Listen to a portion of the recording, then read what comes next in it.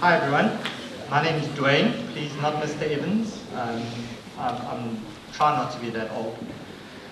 So we can start with the slideshow there at the back, please. So I'm from the Mountain Club of South Africa Search and Rescue Team.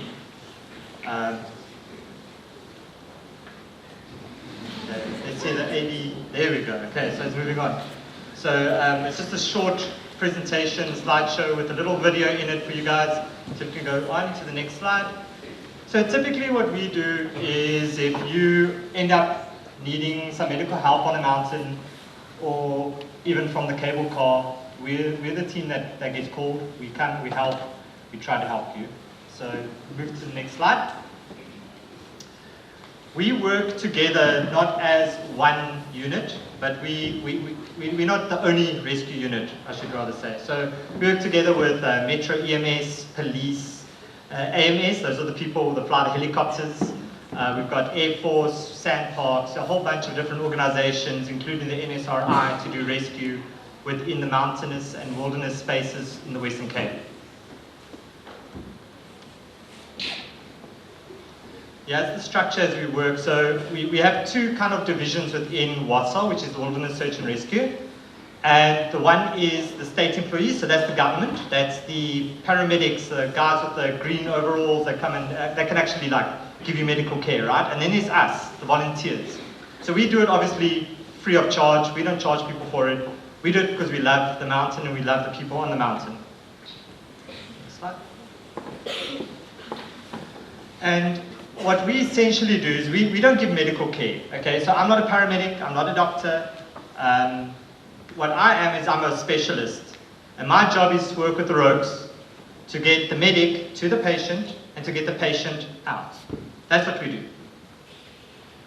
You can move on. So this slide is quite interesting. So you can't really see the numbers up there, but as you can see, it's increasing. And those are the amount of call-outs we get in a year. So it starts at the bottom left. It starts in 1980, which is what, 43 years ago, till this year. And this year, to date, excluding the one we had yesterday, is 161 rescues that we've done this year so far. So to put that in perspective, we are volunteers.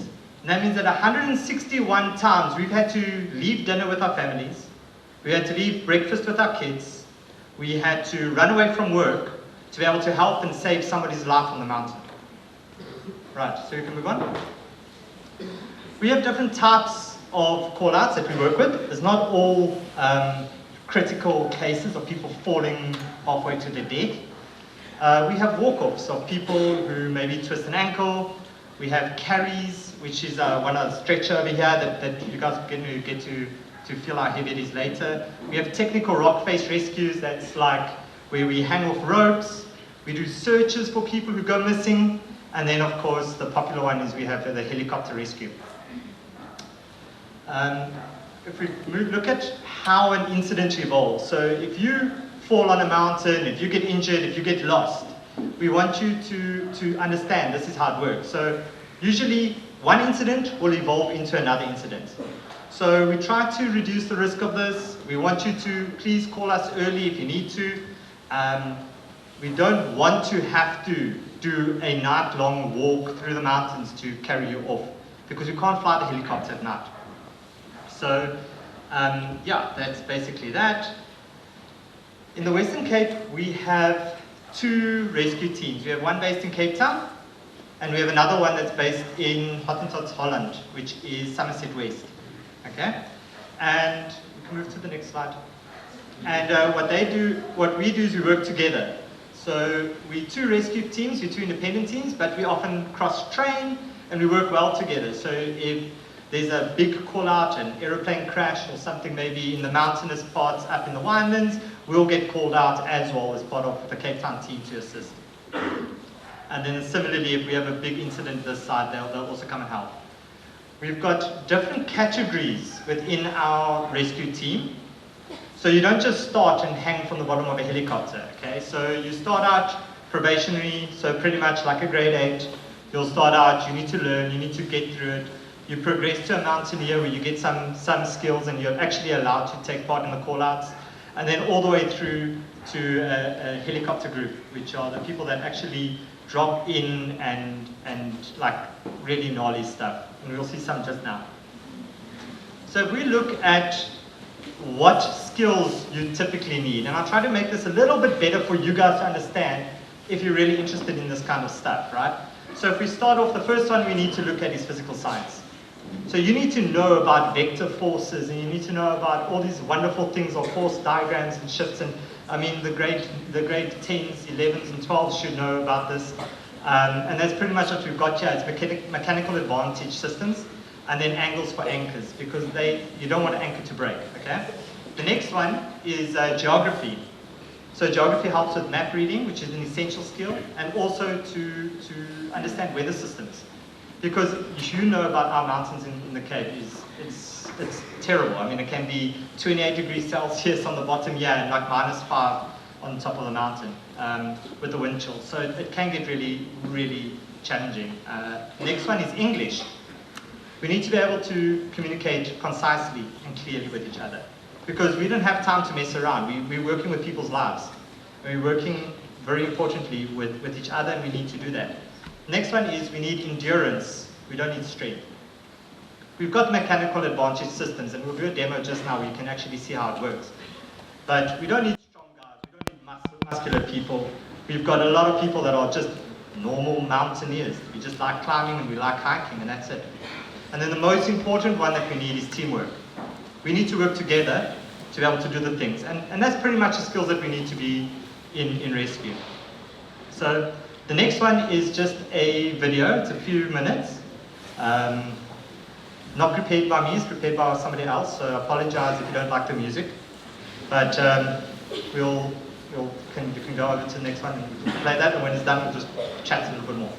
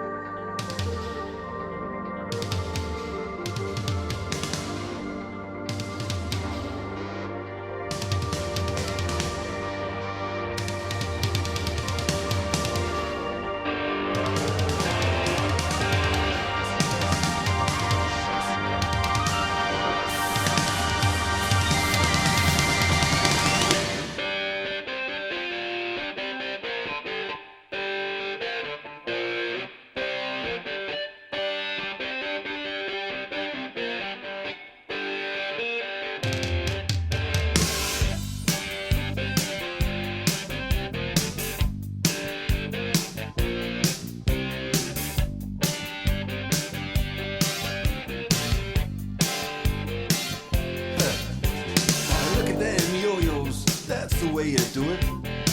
You play the guitar on the MTV. That ain't working. That's the way you do it. Money for nothing and your chicks for free. Now that ain't working. That's the way you do it. Let me tell you, damn guys ain't dumb. Maybe get a blister on your little finger. Maybe get a blister on your thumb. We got to install microwave ovens, custom kitchen deliveries. We got to move these refrigerators. We got to move these color TVs. The little faggot with the earring and the Yeah, buddy, that's his own hair. The little faggot got his own jet airplane. The little faggot, he's a millionaire. We got to install microwave oven, custom kitchen deliveries. We got to move these refrigerators. We got to move these color TVs.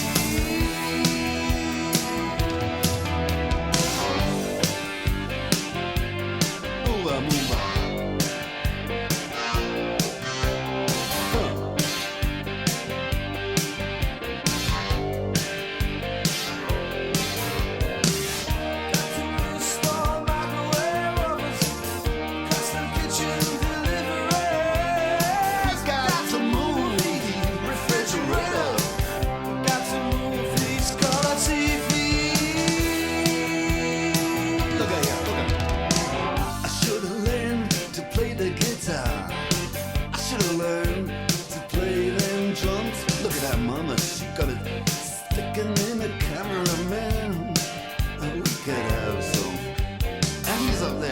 What's that?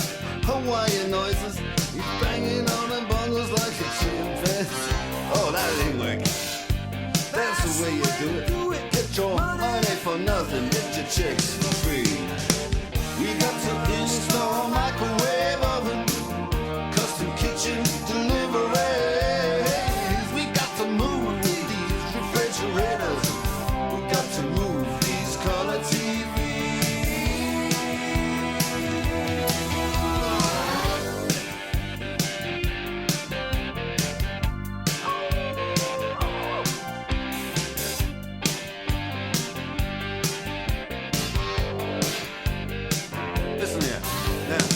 That ain't working.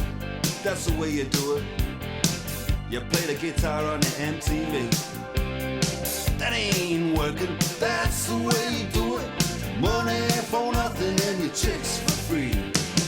Money for nothing. Chicks for free. Money for nothing. Chicks for free.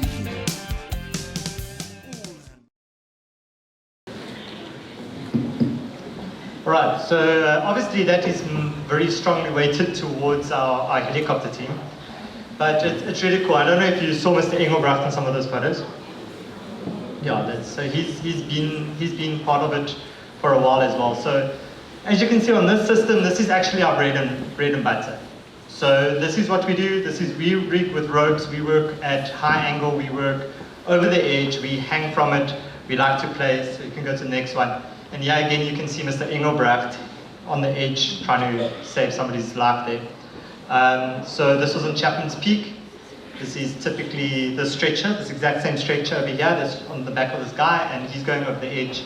And if you want to see how high it is, we can look at the next slide. And that shows you essentially what he's busy doing. Obviously, it's just a little bit later in that one.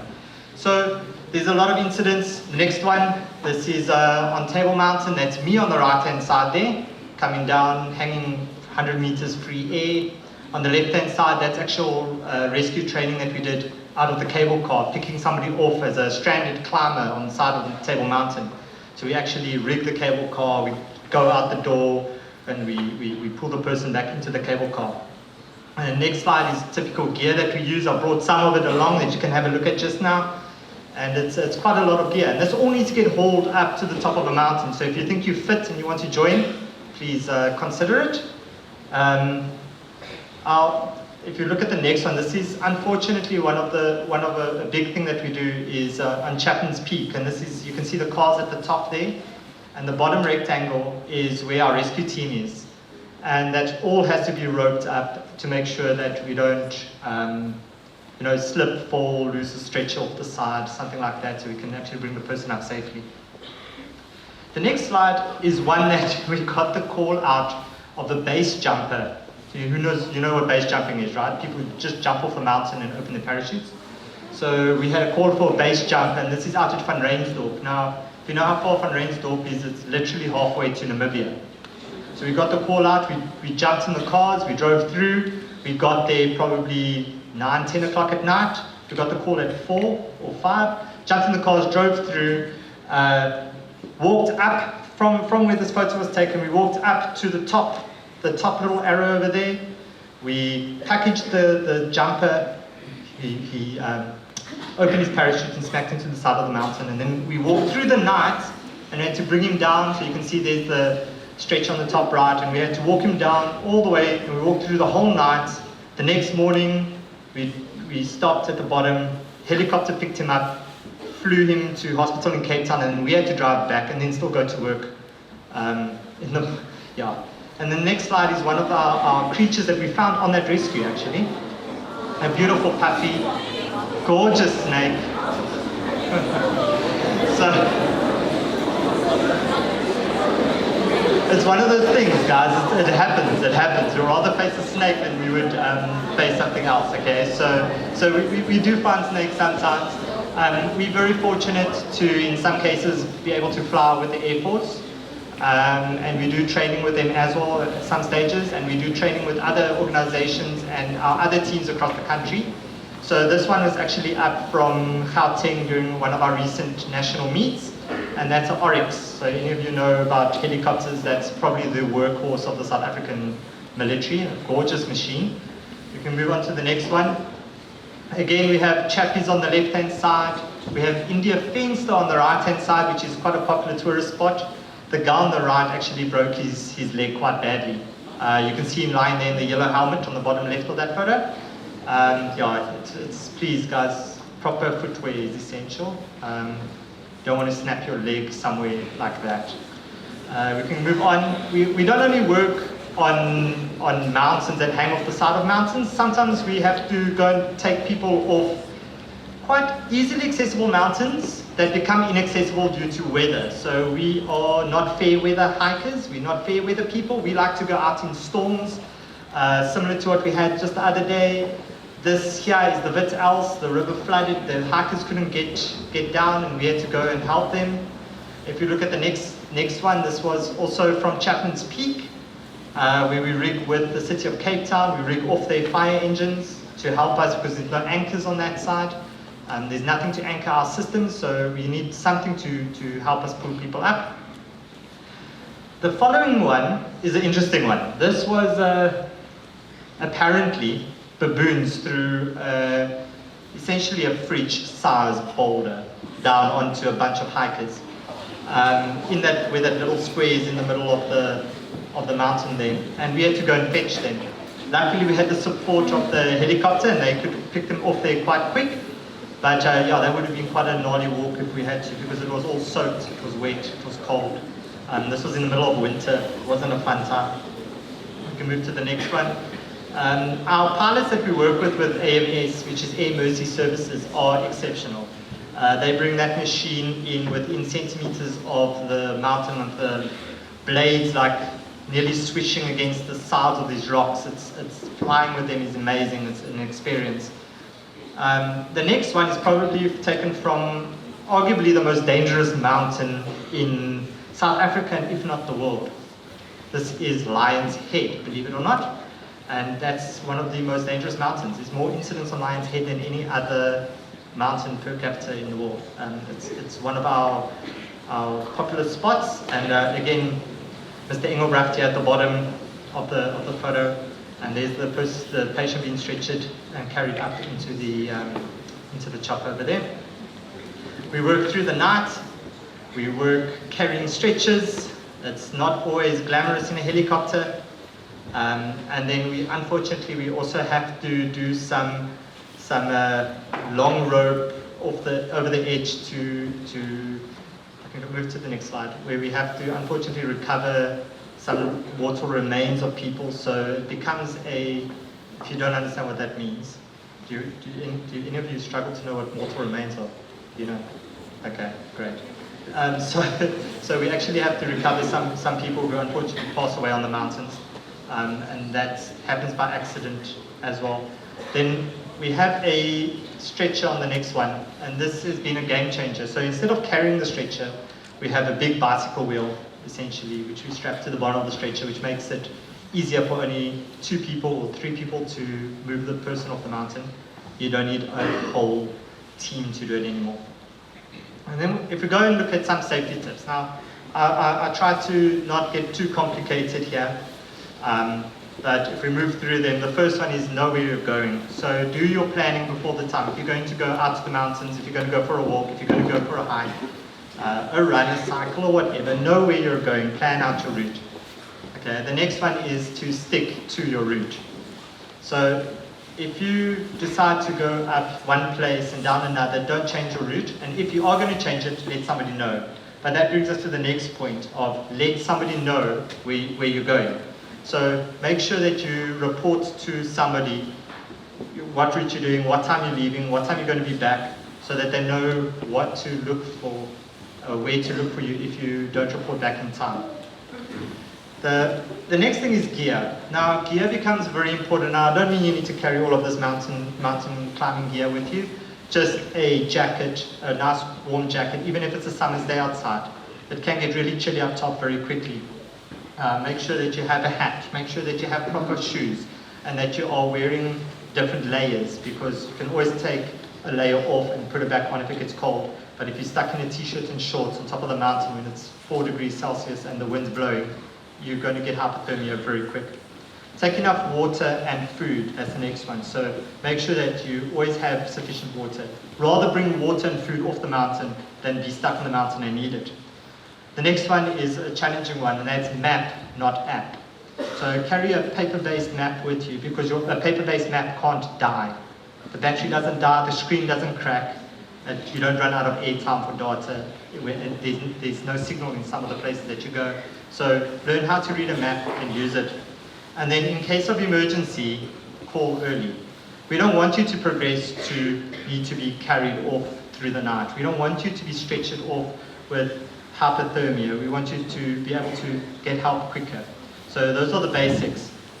Now, if you're on the mountain and you get to you come across somebody that's injured and you want to help, please follow the following acronym, and that's ICE. That's STOP, sorry. So in case of emergency, STOP. So STOP is stop, think, observe, and plan. It's a very basic acronym. You can run through them, there we go. So all that it means is when you just stop, look at what's happening, think about what's happening, or what you're going to do, and then plan how you're going to do it. Assign roles, and make sure that not everybody's trying to phone emergency services at the same time. So how you can help. And this is very basic. I think it's just support our I'm Wilderness Safe campaign. Make sure that you memorize the number. That's the 021-937-0300. You can take a photo of it, save it in your phone, make sure that you have it, so that if you're out on the mountains, if your parents are out on the mountains, if your family's out on the mountains, that you know about this number. And then if there is an emergency, call the number, keep the patient comfortable, and by comfortable we mean give them some shade, make sure they have some liquids if it's possible, and keep them engaged in conversation, keep them updated. You know, don't worry, we've called rescue, they're on their way, they're going to be here, you're going to be alright, we'll get you some help. And then when the rescuers come, listen to their instructions. If they tell you, move out the way, please. If they tell you, take off your hat, take off your glasses, you do that, because there's good reasons for it. We've seen a lot of times, luckily not with our team, but with other international rescue teams, where a rucksack blows up into the propellers or into the rotors of a helicopter, and it brings the helicopter down. So then you've got a helicopter crash and a patient on the side of a mountain, just because you really don't want to secure something that was off. That's that from my side. We've got a demo here. Okay, so I'll try to explain how it works, okay? So on this one, we have a normal system, all right? So it's just, we've secured a pulley up at the top, and all that we're going to do is we're going to ask two of them to try to pull, let's take me, I think I'll weigh a little bit more, to try to pull me up with that. And we're going to shift over to that other system on that side, and we'll get them to try to pull us up. One or maybe two of us up on that one as well. So just give us a moment, let's quickly sort this out.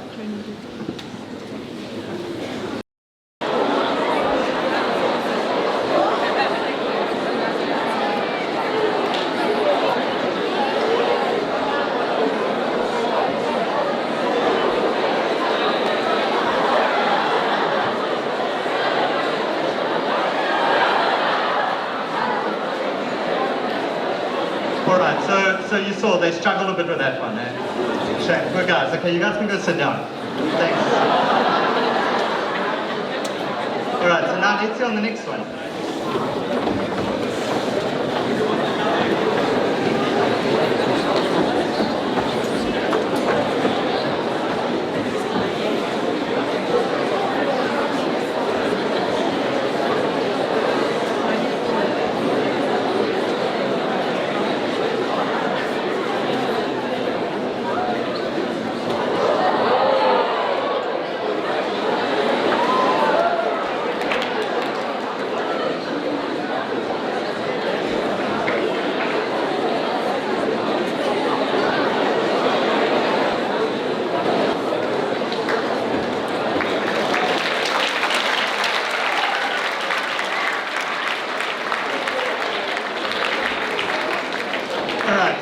So this is just a really basic demo of mechanical advantage systems. So essentially what happens is, on this first one, it's just a rope through a single pulley. It's tough, because I mean you're pulling up the full weight of the person. The next one is a 3-2-1 mechanical advantage system. So argument's sake, let's be nice, I weigh 60 kgs. And that essentially means that on this one you're pulling up 60 kgs. On that side, you're only pulling up 20 kgs.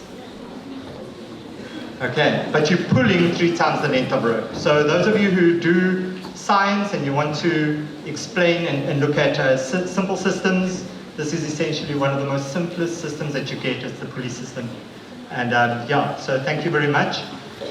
I'm going to take you, can I take this mic off here? Is that going to be all right? Okay, so I'm just going to show you some of the gear that we have to carry up with us. So this is quite heavy. I don't know, do you want to come and feel how heavy this one is? Come just have a feel there.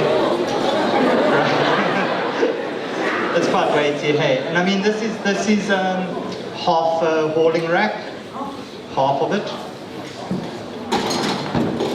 We have a bunch of slings that we normally carry with, and these can get weighty. I mean, they're nylon slings, they get heavy.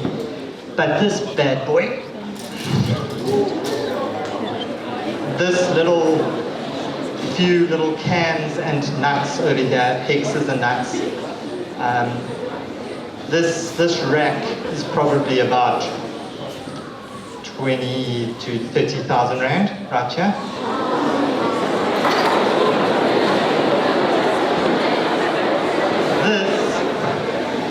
This is a fun one. So this is a 100-meter rope. So let's see. Who wants to try? Who wants to carry the 100 meters?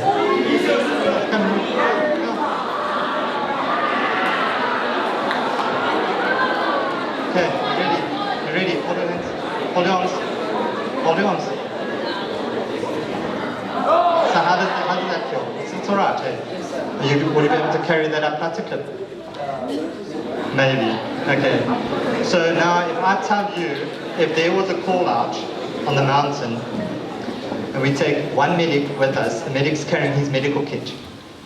Between Mr. Engelbrecht and myself, we'd have to carry that gear, the stretcher, at least 100 meter, or ideally we'd carry 350 meters, which are up here, ropes, with our rescue kit, which is already quite heavy. I mean, our rescue kit weighs maybe about 18 to 25 kgs at a time. And we'd have to walk that up in blistering heat, freezing cold, rain, snow, doesn't matter. That's what we do. So yeah, that's essentially that. Okay, I'll just ask very quickly where the money comes from to keep the organization going. So we, at MCSA, our search and rescue, we do have a few grants that we work with, but predominantly it lies from membership fees from the people of MCSA, the club members, and then donations, and WASA, which is the Wilderness Search and Rescue, which is all of us who work together. We are 100% donation funded. So if you guys do want to give back and you feel like you want to do something, please do consider donating to us. Okay, then as far as donating is concerned, when I did speak to Mr. Engelbrecht about the possibility of doing this presentation, I did say that from our multi-purpose budget, we as a school will be making a donation to the wonderful work that you are doing. We so often see in the newspaper that there's been a rescue, and it's really wonderful today to have got a sense of what it entails, the sacrifice that the team makes, and this has been so interesting. So let's give them another round of applause.